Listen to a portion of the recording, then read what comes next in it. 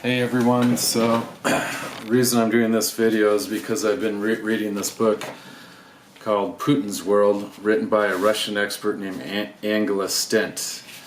Just to give you a quick background on her, she's director of the Center for Eurasian, Russian, and East European Studies and a professor of government and foreign service at Georgetown University. And she has many other accomplishments, but I won't go through all that now. But again, if you want to know more about Putin and Russia and some history, this is a definite must-read. Very interesting.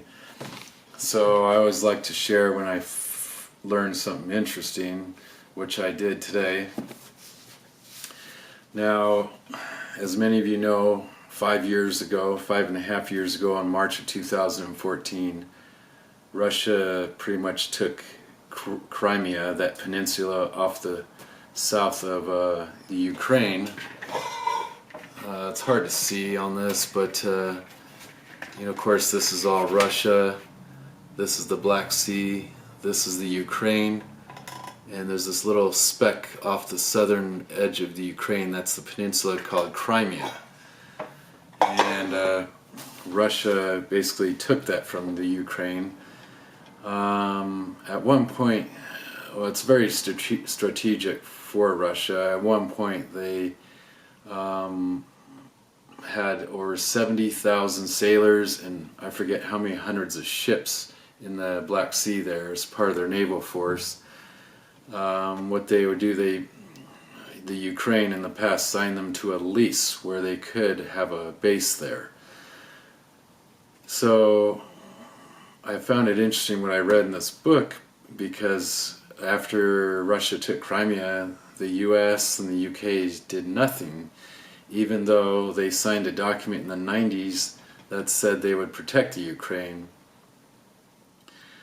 Now, before I talk about that document, the reason they signed a document to protect the Ukraine in the 90s was because after the Soviet Union fell, the Ukraine, as well as Belarus and Kazakhstan, had a bunch of nuclear weapons left over from the Soviet Union days.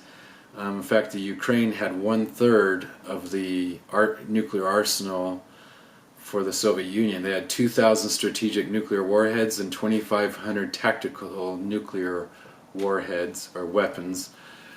And so the thing is, George H.W. Bush, the older Bush, who was president at the time, and when the Soviet Union fell, and all our top officials started freaking out because, as the Soviet Union fell, there's all kinds of nuclear weapons, in shaky hands in different countries.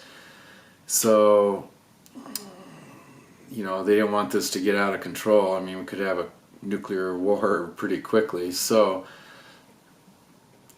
our people, and some people from other countries negotiated with the Ukraine, and we basically said, we want you to denuclearize and consolidate those nuclear weapons back into Russia, where Russia would dismantle them.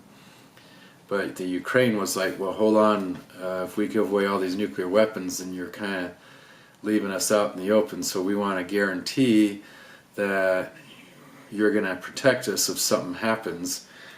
And the US finally agreed, but they didn't want to use the word guarantee, they used the word assurances. And so in December of 1994, in the city of Budapest in Hungary, the top officials from the US, the United Kingdom, and Russia all agreed to meet there, and they signed a document called the Budapest Memorandum.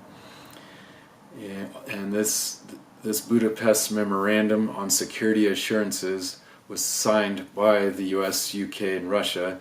The three agreed to respect the independence and sovereignty and the borders of the Ukraine, and to refrain from the threat or use of force against the territorial integrity or political independence of Ukraine, and to seek immediate United Nations Security Council action to provide assistance to the Ukraine if the Ukraine should become a victim of an act of aggression. Well, in March of 2014, they were a victim of an act of aggression, and our country and the UK did absolutely nothing. I mean, absolutely nothing. And that's dangerous because that tells other countries with nuclear weapons that we may have agreements with, like North Korea. You know, if we say, okay, we'll guarantee we'll stand by you if you give up your nuclear weapons. Well, can they trust that's gonna be legitimate if we fell through on a previous agreement and did absolutely nothing? So I just thought that was interesting. I didn't realize they had signed that agreement in 1994, and I believe Yeltsin was president of Russia. And just another little tidbit on this is interesting. In the Ukraine on November 22nd, 2004, in November 2004 they had elections, and before the election results were announced in the Ukraine, Vladimir Putin of Russia congratulated Yanukovych of winning the election, even though the election results hadn't been announced yet. He announced that on November 22nd, 2004, and then a day or two later the election results were announced. So how would he know unless it was predetermined? And then of course Yanukovych did win, like Putin said, but then there were riots in the streets, hundreds of thousands of people, and then demanding a rerun of the election. Colin Powell from here in the U.S.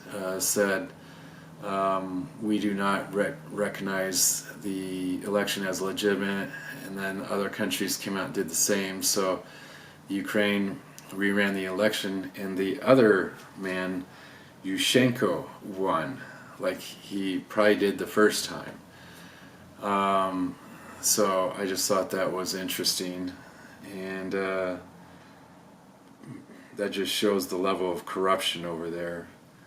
But anyways, that's my little tidbit for this book. Again, it's called Putin's World, and I'll put the link from Amazon in case you're interested in buying it. I mean, it's pretty cheap and it's very interesting. Thanks and take care.